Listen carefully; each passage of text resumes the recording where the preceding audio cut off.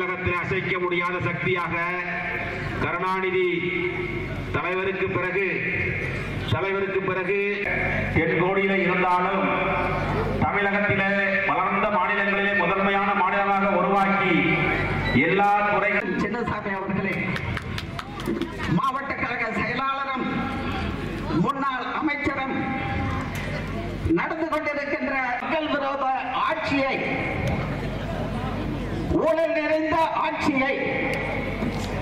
குழந்தைகள் முதல்